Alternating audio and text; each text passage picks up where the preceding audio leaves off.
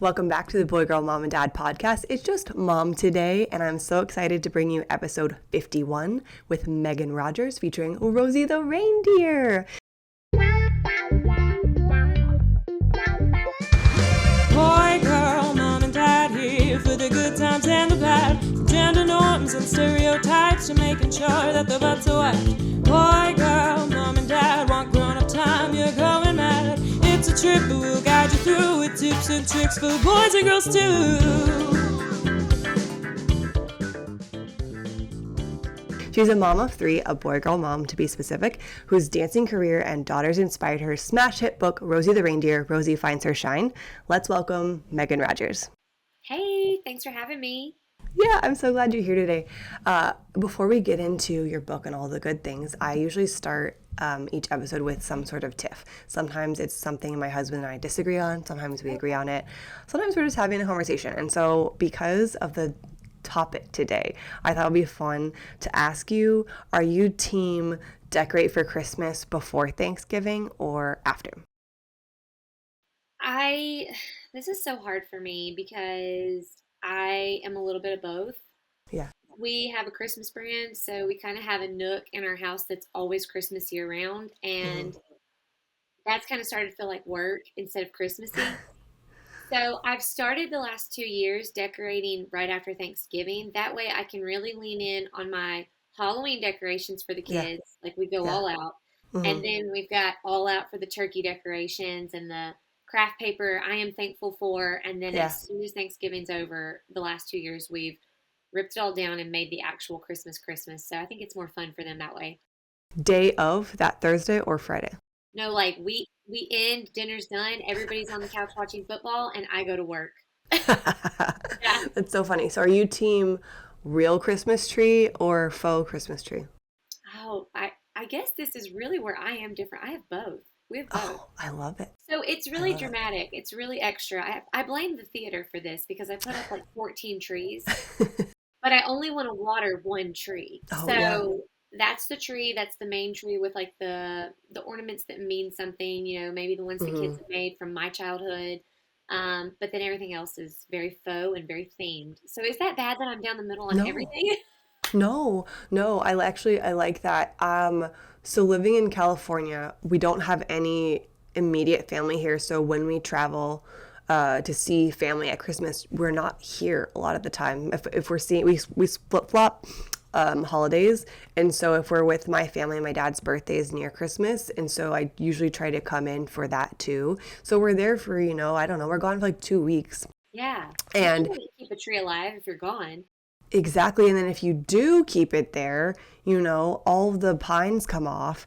So actually this is kind of bad. And my husband, Nick, and I have gotten into it. But I'm like, if we're going to be gone for 2-ish weeks, I don't want to put a Christmas tree up.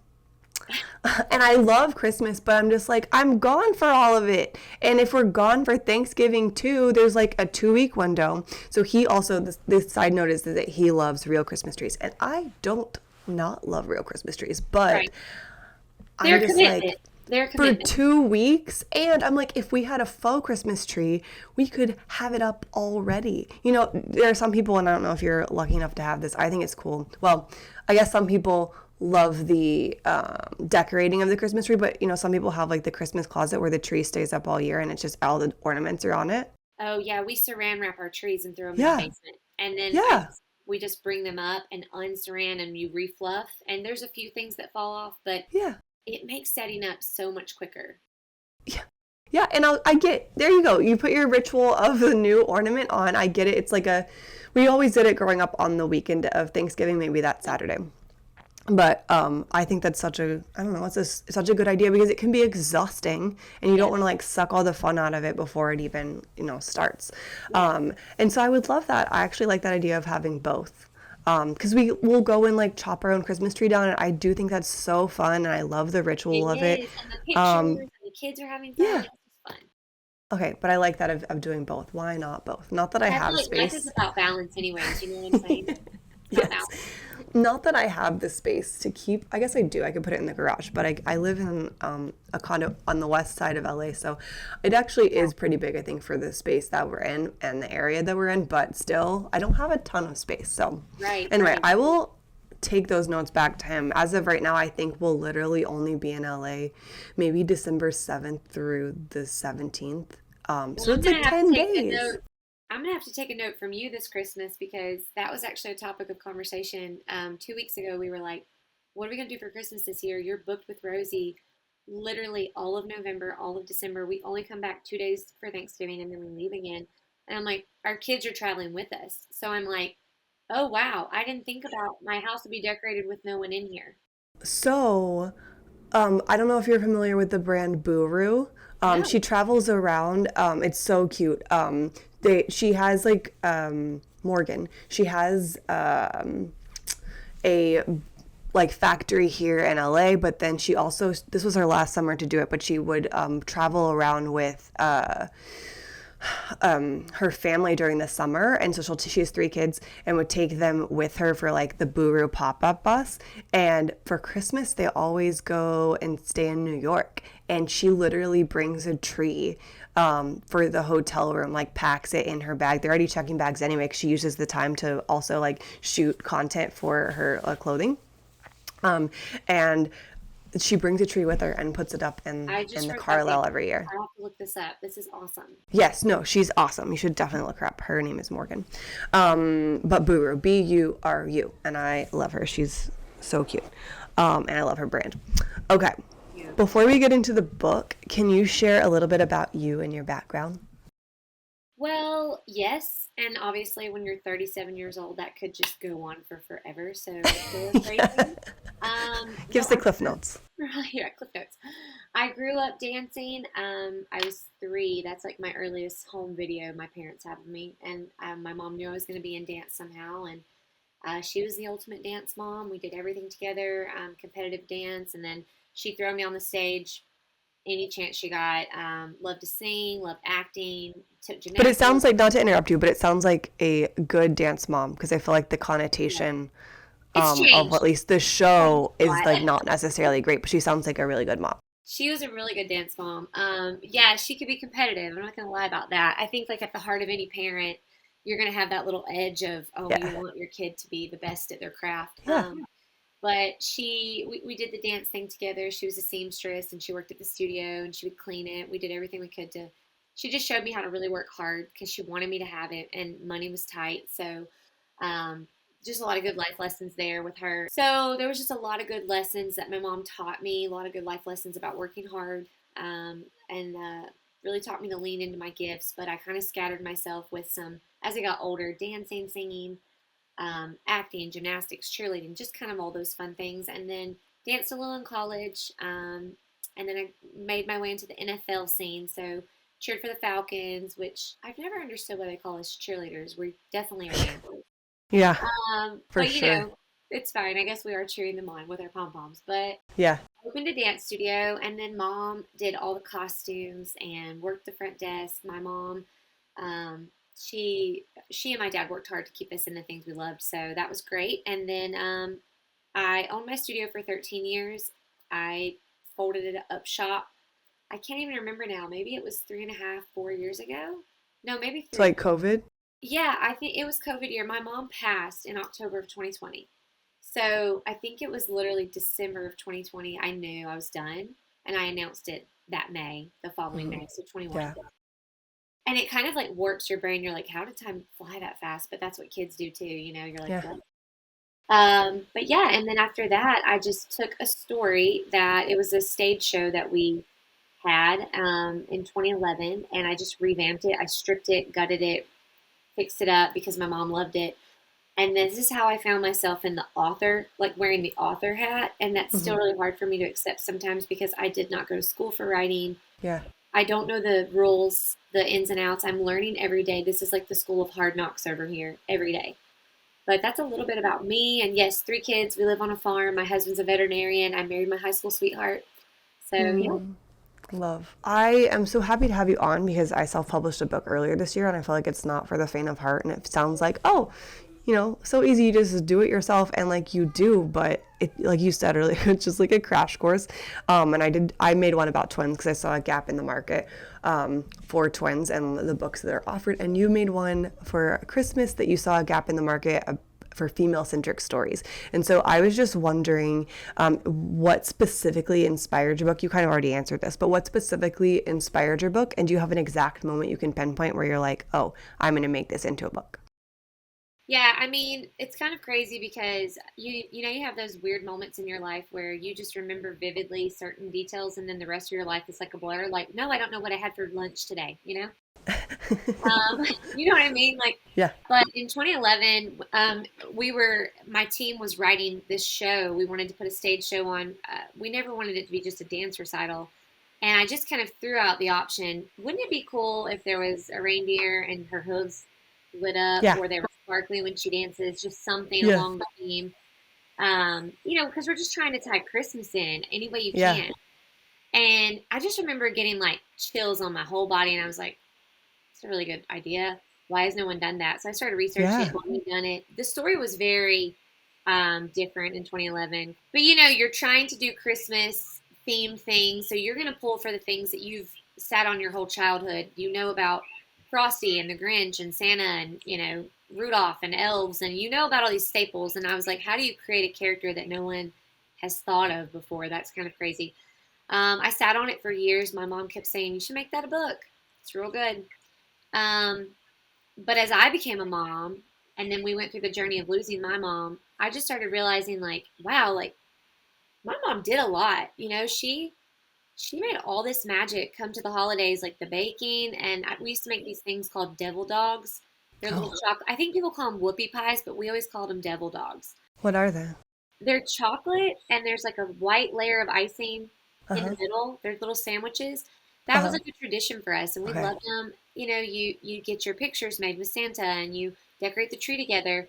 And I realized as a mom, I was like, this is on me. And then I started thinking, oh my gosh, like we as moms and females really like much of the holiday is because of us, the magic. You know what I mean? Like Yeah. we're scheduling, we're matching the outfits. Here's the pajamas. Here's the movie night. Here's Polar Express tickets. Like, Mm-hmm. and so I kind of was like, oh, we need a good, strong female character because Mrs. Claus and Cindy Lou Who, they're there, but they're very much co-hosts. You know what I Yeah. mean? Mm-hmm. Rosie's kind of got her own spotlight, and so I just wanted to do that. And at the time, I didn't have a little boy; I only had two little girls. Mm-hmm. I was like, I need to do this for my girls. We need to Yeah. get a staple character there. How did you come up with her name? I have a funny story about her name. Oh, love. Okay. Good, Tell it's me. from a kid. So I just liked Rosie. I think it runs well. Like I just think Rosie, Yeah. I reindeer. love the alliteration too. Yeah, Rosie the Reindeer. rolls off the tongue. And I thought it was just great. No one's ever questioned me. And then I sat in a school a couple years ago reading, and there was a third grader, and he said, "Why did you name her Rosie?"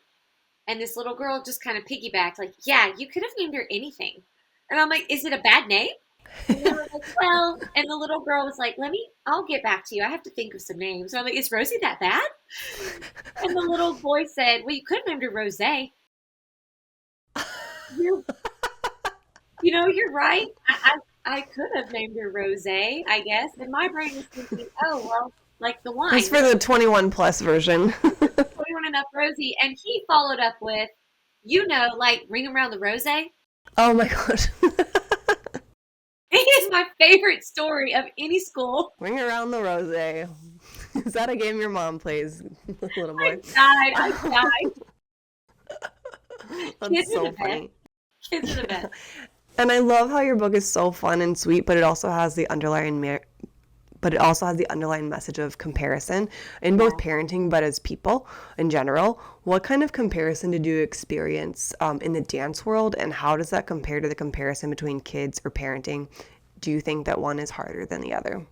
I think every journey comes with its own challenges. It's hard to say apples and oranges and put them in the same line. You know what I mean? Like, okay, like dance for me, I can honestly say I didn't really growing up, as a child, there wasn't a lot of comparison for me. My sister had a lot of comparison to deal with because she was younger. People are going to be like, "Oh, that's Megan's sister, and your sister can do that," and so she dealt with that. I saw that. I didn't see it actually very well until I was older. Then when I became, when I was dancing professionally, there's comparison every day. Well, you got moved to the back row. You got moved to the left wing. Well, you got pulled out of this part, or you just constantly are. You're trying to better yourself. You're comparing.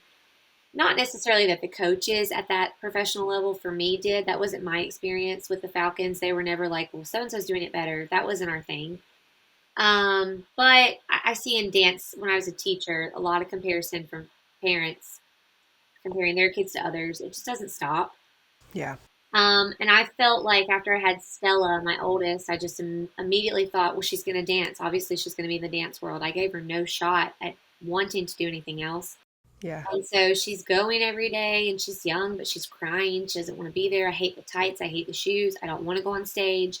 And I'm like, well, you're going to do this. And it was like really a moment that I was like, oh my God, I'm doing all the things that I've seen other people do. And I thought, don't do that. And I'm doing it. I'm trying to live through my child. And that was shaking. That was like really, really hard for me to accept. I remember exactly where I was. We were in Chattanooga, Tennessee at a dance competition. And she was like melting down and didn't want to go on stage. And I'm like, you have to do this. You have to go. This is your team. And she's like 5. And she's like, Yeah. and I had a moment. I mean, I was sobbing. And I told Luke, I was like, that's my husband, Luke. I said, I can't be this person. I can't be and do all these things that I've noted over the years that I've seen kids go through. It's getting a hold of me. I have to pull myself out. So I love that you noticed that there is a parenting moment in Rosie because a lot of people don't pick up on that. They see that Rosie's comparing herself to others, but they don't really notice that her parents are like, hey, you need to do this. But then they have a change of heart and they say, okay, Rosie, what do you want to do? And that's kind of our parenting journey. We had a change of heart. And that sounded I like think I'm old. no. I think having twins, I was very, very aware of like the comparison. And I have boy girl twins. So I think that there's probably an added layer of hardness Yes. if they're boy, boy or girl, girl, because it's direct comparison. But I tried to always like shoot it down whenever I would hear it. Because, even when they were younger, it would be like, oh, this one's bigger than the other one. I'm just like, why do we have to talk about their weight? Why do we have to talk about what they eat? So I just, I think like over the top, not over the top, because I'm setting my kids' boundaries, but I just am aware of that, especially like the sibling dynamic. I'm trying to be very, not fair because kids don't want fair. They want to be uniquely loved. They don't want to be loved the same, but just having that awareness, even not in comparison of, oh, well, like your sister's doing it. Oh, your brother's doing it. Just because, nope, that's not going to motivate them. Like if Right. anything, They're make different you people. like, right. Just be like, don't be like, can you drink your juice faster than your brother? It's like, can you beat mommy and make it a team effort just so they're not teaming up on each other. That's good. And I need to hear that too because we don't have twins, but Mila and Stella, one's 4 and one's 7, and having girls, I find myself in the loop of like, well, Stella was already doing that at 4, Yeah. and I have to stop myself. And we've sat down with the teachers at some point for me to be like, what's her learning style? Tell me how Mila's learning from you because Mm-hmm. I don't know how to do it with her since Stella was first. I got Yeah. my parenting wings there, and now I'm having to adjust. And so Yeah. that's I think the best thing you can do too is treat them like individuals and just say what does this one need. Yeah, no, 100%. That's so true. One of the books that I read that I really liked is called Siblings Without Rivalry, and it talks about like how to treat them more like mindful things. Like I didn't just come up with these ideas on my own, but just like more like mindful things. So like you're not comparing any of them per se. I mean, you will in your head, but you don't have to vocal. And I think that's just human nature, but you don't have to vocalize it to them. But that's obviously hard. But to kind of get off topic, what was the hardest like dance audition that you had? Like you want to like ones that I made or ones that I just absolutely got cut from, Oh, wasn't even considered. it does. What stuck out in your mind when I said it? I auditioned one time. I think this was okay. So I had sustained a really bad injury. I winged my scapula, my right scapula. It was very painful, and I wasn't doing proper physical therapy. And so I actually had to leave my NFL career early because I couldn't even drive my car. I was on painkillers and I Yeah. couldn't train. Well, that first audition back, thinking that I was going to just jump in and I can't even remember what it was for necessarily. I think it was just for a casting agency. But I just remember throwing my body as full out as I thought it could go, and I was in so much pain. I couldn't even remember the choreography. My mind was a blur, and I was embarrassed. I was just like, Yeah. this is the worst I've ever done in my life. It took me days of sulking for my husband to be like, you're coming off an injury. Like, you didn't slow go. So that's probably like the scariest, worst, Yeah. hardest audition I've done. And probably just 100% my fault. But I think also society pushes it's, and it is our decision, but society does push us and make us think that like we can do everything. Or I mean, you definitely see it on the field with the players of, like depending how good. I mean, I saw it in high school and in college of just like depending on what the coaches are like, if they make you, specifically football players, like play through whatever, and it could, be career ending. Did you watch America's Sweethearts on Netflix? And No, if you, it's on our list. We're very much into Blippi, um, uh-huh, oh yeah. and Barbie, the Barbie shows right now. And so sometimes people are like, "Did you catch blah blah?" And I'm like, "Is it an adult show? Does it have No. full phrases and sentences?" No. I asked because I was wondering, because I worked, when I lived in Texas, I worked for the Cowboys for almost 6 seasons. And so Oh I yeah. was around DCC. So I didn't know how it compared to, if you felt like it was different or similar to like your journey with the Falcons. Honestly, I would have to watch it for sure to make a good judgment call. I mean, it is glamorous no matter Yeah. what. It's fun because you do get the photo shoots and the hair and the makeup and the Yeah. outfits and the promotional discounts. Like that part of it's glamorous and fun. And Hmm. if you have an opportunity to do it, girls, go do it because you may not make that much money, but Yeah. you network, you get a lot of Hmm. experience. Learn a lot. That, I know people were like balking at what, because Kelly like proudly said, I think they pay like $20 a game or something, or hour, something like that. And I know people are like, what? I'm like, it was like that when I was there. And I'm not like for it, but I also know it comes with a lot of A lot. things. Like, I also know like you can't, or at least when I was there, you couldn't necessarily sign any like sponsorship packages or like an No, you can't. influencer without getting it approved by DCC. But when you leave DCC, even if you have for one season, you get a lot of at least social clout Absolutely. that you can build off of if you so choose. So I'm I don't curious know. though, when you worked there, what was your role? What did you do? My background's apparel. I studied apparel merchandising, and so at the time they've since changed a little bit because Fanatics is taking over the world. But and they did all their own apparel in house. So I did all of the line plans for men's, women's, and kids soft lines, so and headwear, so like t-shirts, sweatshirts, all of that. And we had design teams in house, both graphic and technical. And then I also worked with sales to sell it. And then I did, all the reporting of like, okay, this is again, let's do it all over again after pre-book. And then I also worked with licensing. So I worked with Nike directly and the New Era, like those are the big ones. But, Columbia, all the other fun little licensing things they do too That's to make really sure that it cool. represented the star well. Yeah. I'm gonna know who to call now when Rosie makes it big. I'll be like, all right, we're ready for our apparel line. No, that's so exciting. Let's get back to Rosie though. Yes, it was very fun though, and I do miss it. I'm trying to find myself after, not after motherhood because I'm obviously still in it, but I'm like, they start preschool in September, just a couple days a week, and just for 3 hours, so very small. And like we've been testing out new nannies because we just lost our nanny, and I'm just like, but wait a second, I actually like being around my kids, but I'm also trying to figure out what that looks like for me, Yeah, outside of that. So yes, I do miss apparel, and I do want to get back into it somehow. very real. Yeah. I spoke a little bit about the process, and I had episode 32 of like how I published my own book, but it's always good to hear how someone else did it, because self-publishing is really funny because it seems easy in ways, but it's actually really hard. What's a tip that you would give someone who is planning to self-publish that you maybe wish you knew before you did the whole process? I wish this is ambiguous, I know, but I wish that I threw myself into a lot of how to and I did and DIY and these are the steps, like on these Facebook groups and things like that. And I just kind of took it too hard. Like, Hmm. I don't think I realized there's not really a set path or for everybody's journey, it's going to look different. Like even now, being 4 years out of that first publication date, I'm like, I don't do it the way this person did it. They're successful on this, but this bombed for me. And Yeah. I can do something totally different than what they're able to do. So I guess I would just tell people to like make your pros and cons and do your research, yes. But ultimately, you're going to have to just go, okay, I can't do all of this. I'm Mm-hmm. one person, you're having, well, you're promoting it, you're Mm-hmm. creating it, you're editing it, oh my gosh, it goes Yeah. on and on. So I guess I would just say, like, pace yourself. Mm-hmm. Because I made a lot of mistakes going kind of fast for that first book. That's why I took it off publication. I discontinued the first one, we revamped it, and now this release of it, it's the same story, second edition, with the Mm-hmm. things that I messed up, like fixed. They're fixed Yeah. now. Yeah.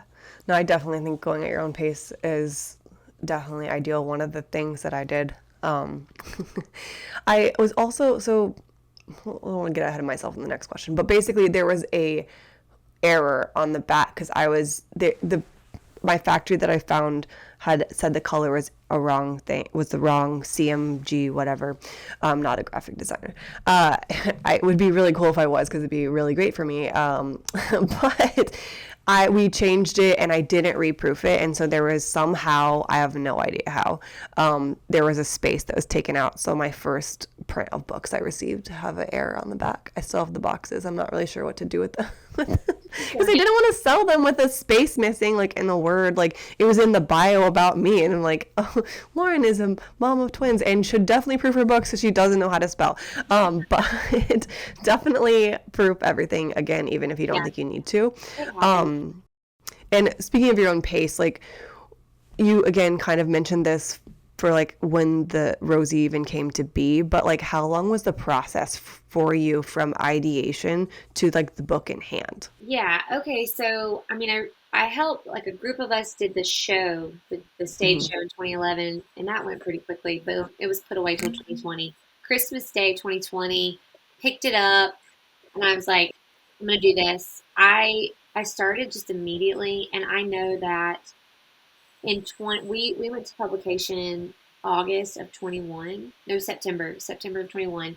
So I mean, I knocked it out in like 8 or 9 months, and that was with hiring a coach, getting it illustrated. I did a Kickstarter campaign to help Hmm. raise money. um Would you do that again? A Kickstarter campaign? I don't know, I want to say yes, but I now know that there's a whole lot of platforms, so I really just truly landed on that one, and I didn't Yeah. even push to see if there were others. So I might But do so you would fundraise again is my, that. I guess Yeah, is my real question. I think I would, unless Rosie, if this edition of Rosie does what I think it's capable of doing, and it goes, nationwide. I mean, dare I say global? But if it Yes, global, put it doesn't, out there. yeah, if it goes that way, I wouldn't have a reason to fundraise. Yeah. But if I were continuing to just journey how I'm journeying, then yeah, I would absolutely do it again, because there's nothing better than putting it out there into the world and saying, like, I'm working on this. I'm asking you to believe in me. There's nothing wrong with all of us believing in one another's gifts. So I liked it. I like the platform. I would just study it out a little harder. Yeah. Um, I think also, especially with self-publishing, it seems like it's so easy, just like an overnight. You see people who it seems like an overnight success, and it's not. There's a lot of like hard work and research, and I struggle with even just taking time to research things. I do it and I do it well, but I'm just like, this doesn't feel productive. But again, it's my like eldest daughter problem of like, I want to feel productive at the end of the day, and that, I mean, I can check off that I researched, but I'm still have like the stuff to do that I researched, Yeah, so it's like hard for me. it's so many decisions. And you're like, Yeah. if I pick the wrong one Yeah. at this stage in the game, it's costly because I'm an adult and this is money going out of my family's pot to pay for whatever. Yeah. Where if you traditionally publish, people obviously are attracted to that because you get that advance payment and they're going to Hmm. help market you. However, I will say I've talked to some people in the industry recently, like a couple weeks ago, and they're like, it's just not what you think it is. Like, you're still taking on marketing for yourself even when you're traditionally published now. Like, so basically self-publishing is doing this big, it's a new big wave that's like, I think, making traditional publishing question who it is. You know what I mean? Yeah, and I talked to some friends who like have really like well-known books, and they're more like not adult books, but in what it sounds like, but like I know what you not children's books. Yeah, like um Cocomelon did make an appearance in this book. yeah, and they're like, it's not what it seems, just because they often barely market your book depending on who you are. And yeah, you do get the cut and you're not necessarily putting up the upfront cost, but it can. And the thing that I've run into personally is just getting, and I haven't done markets, like it sounds like you're doing markets, which I want to ask you about, but Yeah. I've had trouble getting into retail. I am in Pink Chicken and all the Pink Chicken stores, but that was like not something I expected to be hard, was to get into retail, just Right. because I'm like, I've done retail, but if they want you to be part of like Ingram and things like that to get into things. But so you were saying that you're basically busy all November and a lot of December. Are you doing markets, or what are you doing for Rosie? So there's like the wholesale markets, Yeah. which I'm not going to do any of those in the fall. Yeah. Those I kind of did in the summer, and then there's just the vendor and book signing markets. So I am going to do. There's a big one in Charlotte, North Carolina. I had never heard of it. It's like the Great Southern Christmas Show. It's 12 days, Oh, cute. so it's Cute. big. Of course it's 12 days. Of course, the 12 Days of Christmas. I Yeah. love that. They're very on brand. Yeah. And then I'm gonna do a couple small ones in our hometown. There's one in Franklin, Tennessee. I think it's called Dickens Christmas or Dickens Christmas. They do like a whole. But Yeah. I'm trying to get out of my town and go and branch out and do new things, which is not Yeah. very easy because Yeah. you don't have that local love. People can walk past your booth and be like, "Who are you?" You know. Yeah. So we're taking chances.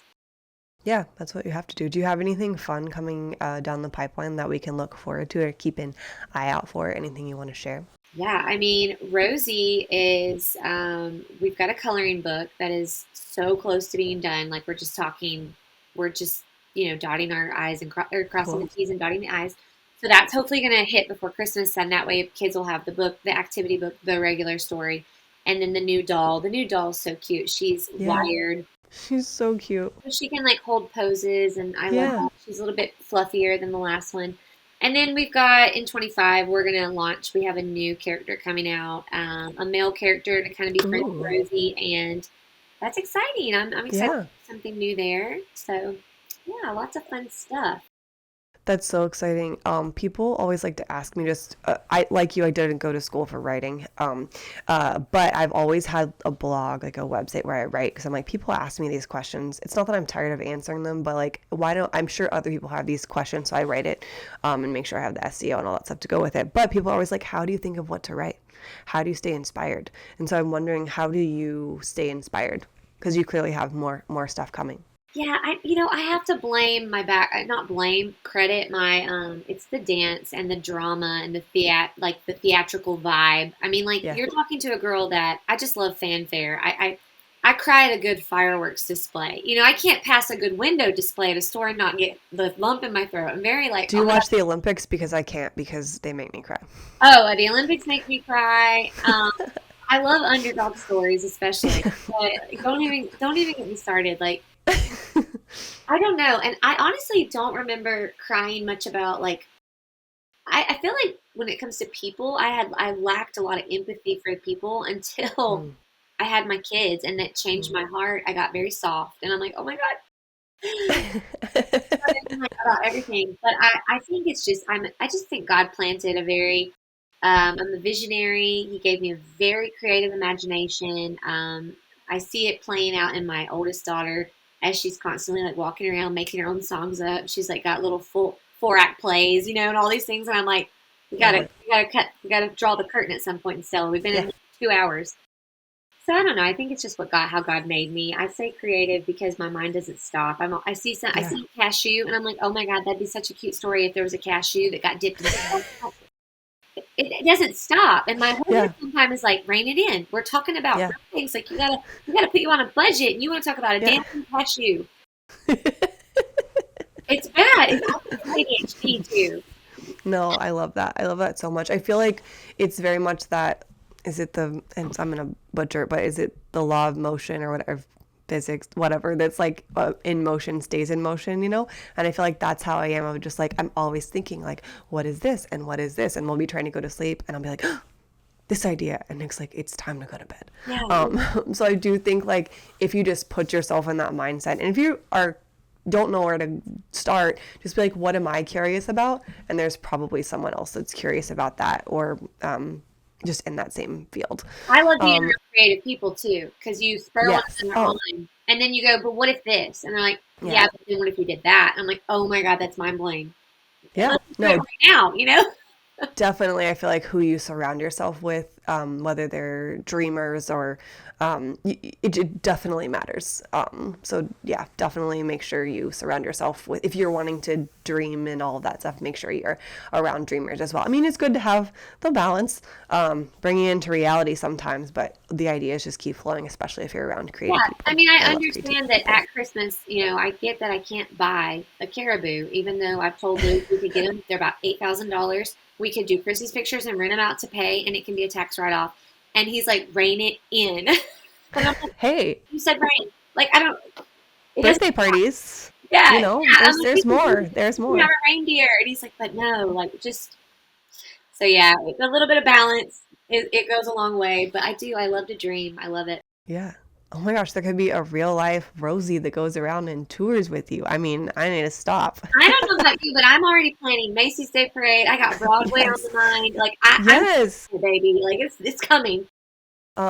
We haven't like fully booked it, but I believe we're taking our twins to the Macy's Thanksgiving Day Parade this year. Oh my God, so fun. Yeah, that's what we have planned right now. Nick found a really good like points deal or whatever, so that's what we're doing as of right now. It could change. Okay, have But you yeah. done a blog or have you done a podcast yet about how to do the points and travel, like with stacking points? If you're good at that, you need to put that out to your audience because I need to get Nick to do that.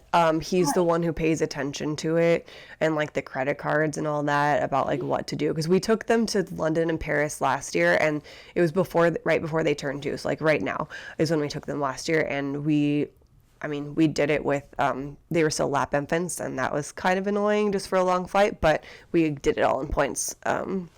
For the flights. So yeah, he should definitely do something totally like that do. in our spare time.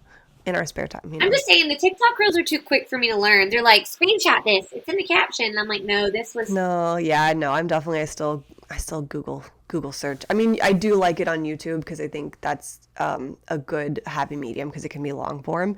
But no, I need to get Nick to do that. That's a really good idea. So enough about me though. Where can people find you online? How can they support you? What's the best place to buy Rosie? okay, All the cool. things. So we've got a Bangarang website, hook reference, love that. www.lifeisrosie.co, and that is purely because we could not afford the com. We were way too Hey. new. One day we will afford the com. I will put that in the show notes for sure, so y'all can just click through. And Instagram. Yeah, our Same. Instagram, our TikTok, our Facebook, all of that is just lifeisrosie.co, and we've got a Rosie the Reindeer handle for one of those, but everything's linked on our website, and we do Perfect. have our doll and our original story of Rosie Finds Her Shine. That is available to order right now. We've got stuff shipping out starting in October. Did we tell your audience what Rosie's kind of about? Let's tell them. I didn't know. I didn't What was know it? if you wanted, not spoil it, but you already talked about her feet. And so I didn't know what all you wanted to say about it. So go for it. I'll just give you the quick. So Rosie is a little doe in the North Pole, and all of her friends and family, they know what they want to be, they know what they want to do, which most reindeer want to work with Santa's sleigh in some aspect. So Rosie doesn't like heights. She loves to dance. She feels kind of left out. So she kind of goes through a journey in self-comparison, goes through a lot of challenges in the book. Like she's got to get her parents on board. She's like, hey, I want to dance. And her parents are like, seriously? But they come around. Thankfully, that's the parent we all need to be. And then Rosie has to be brave and go to an audition when she doesn't know anybody. And yeah, I'll save the little tidbit for a surprise. That way you guys have to get the book, even though I did plug it earlier. But Rosie finds out she's It's so got good. something very special about her in the end. And we just really want to drive home to kids that, you've been created with a special gift that only you can bring to the table. So don't waste your time comparing. Just lean into your talents that God gave you, and you're gonna shine, baby. Yeah, and even if you don't know what it is yet, it will likely come to surface. Yeah, I mean, like I didn't start writing this story, like really writing this story until I was like 33. I mean, you can be 33 and you can course change. It's totally doable. Yeah. 100%. It's such a little good, gifty, goody, obviously all the things as we head into the holiday season. So definitely check it out. I will link it for you. Thank you so much for being on the show today. We Thanks for loved having having you, me. Megan. And I hope everyone gets to know and love Rosie as much as I have. Thank you so much. Bye, guys. Yeah. Bye. Thank you. Boy, girl, mom, and dad. Gotta wash those butts together. It's a trip, but we'll guide you through with tips and tricks for boys and girls too.